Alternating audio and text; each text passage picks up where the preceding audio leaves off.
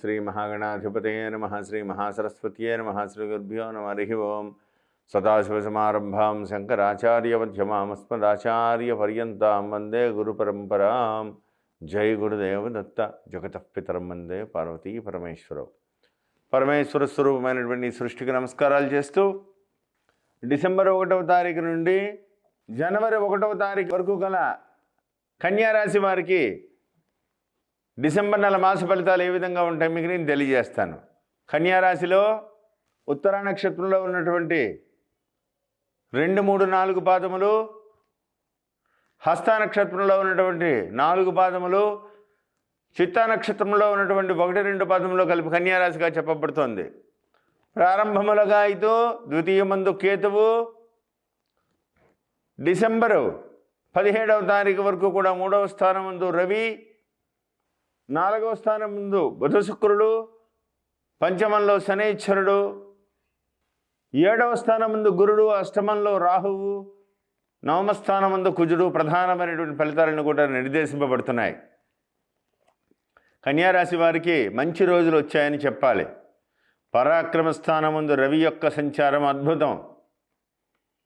గురుబలం చాలా బాగున్నది. రాహుకేతువులు కొంత శుభాశుభ మిశ్రమంగా ఉన్నారు. శని భగవానుడు పంచమంలో ఉన్నటువంటి శనైశ్వరుడు కొంత దైవభక్తిని తగ్గిస్తారు.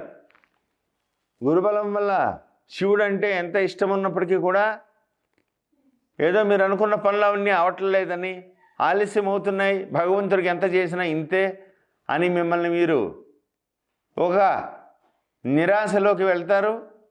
అయినప్పటికీ కూడా భగవంతుడి యొక్క దయ వల్ల అతి తొందరలో ఈ నెలలో మీకు శుభవార్తలు తెలిసేటువంటి అవకాశాలు కనపడుతున్నాయి. శుభకార్యాచరణ, ఆత్మస్థైర్యాన్ని వీడకుండా కష్టపడి కనుక మీరు పని చేయగలిగితే, పట్టుదలతో మీరు కనుక పని చేయగలిగితే ఖచ్చితంగా విజయం మీరే సాధిస్తారు. ప్రతి విషయంలోనూ కూడా దూరపు ఆలోచనలతో ముందుకు వెళ్ళడం మంచిది.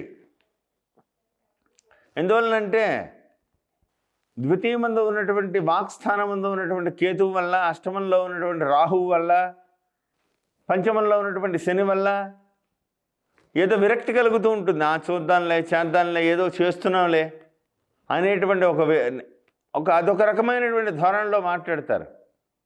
కానీ గురు భగవానుడి యొక్క అనుగ్రహం మీ మీద సంపూర్ణంగా ఉండడం వల్ల అచంచలమైనటువంటి ఆత్మవిశ్వాసాన్ని మీరు పెంచుకోవడానికి ప్రయత్నం చేస్తారు.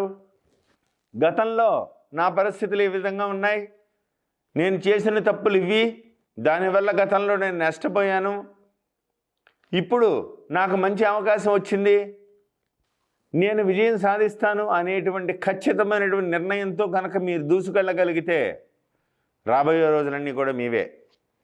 ఎందువల్లంటే జనవరి 17వ తారీఖు నుంచి శని కుంభరాశి, షష్ఠ శని, సప్తమ గురుడు, ఇదంతా కూడా అనుకూలమైనటువంటి గ్రహస్థితులుగా మారబోతున్నటువంటి సమయం.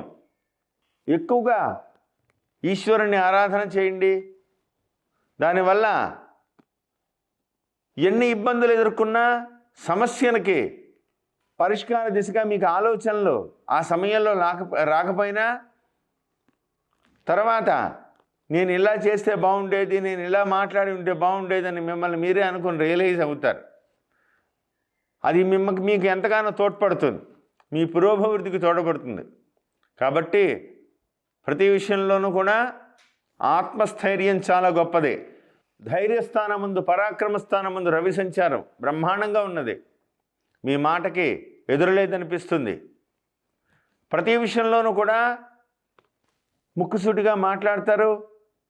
అప్పటికప్పుడు ఎటువంటి పరిస్థితులైనా సరే మీకు అనుకూలంగా మార్చుకుని మీరు చేస్తున్నటువంటి ప్రతి పనిలోనూ కూడా ఏ విధంగా ముందుకు వెడితే మంచిది అనేటువంటి సత్సంకల్పంతో, దూరదృష్టితో మీరు ఆలోచించి సరైనటువంటి నిర్ణయం తీసుకుంటారు. ఈ రాశిలో జన్మించినటువంటి విద్యార్థులకి శుభాశుభ మిశ్రమంగా ఉన్నది. కష్టపడితే కానీ ఈ డిసెంబర్ నెలలో మీరు అనుకున్నటువంటి గోల్కి రీచ్ అవ్వాలి అంటే కనీసం రోజుకి 20 గంటలు ఏమైనా కష్టపడాలి. అప్పుడు కానీ కూడా మీరు అనుకున్నటువంటి పరిస్థితులు రావు. కాబట్టి గమనించగలని ప్రత్యేకంగా కోరుచున్నాను. ఉద్యోగస్తులకి శుభాశుభ మిశ్రమంగా ఉన్నది. కాంట్రాక్టు రంగంలో ఉంటూ అదేవిధంగా మీరు చేసేటువంటి పనుల్లో కానీ పర్మనెంట్గా ఆలోచించేటువంటి విధి విధానాల్లో కానీ కాంట్రాక్టు వ్యవహారాలు బిల్స్ విషయంలో కానీ ఒకంత చొరవ తీసుకుంటే ప్రతి విషయాన్ని కూడా మీకు అనుకూలంగా మీరు మార్చుకోగలుగుతారు. మిమ్మల్ని సంఘంలో అందరూ కూడా మెచ్చుకోగలుగుతారు. విదేశాలకు సంబంధమైనటువంటి ప్రయత్నాలు ఫలిస్తాయి. ఆరోగ్య విషయంలో ఒకంత జాగ్రత్తగా ఉండాలి.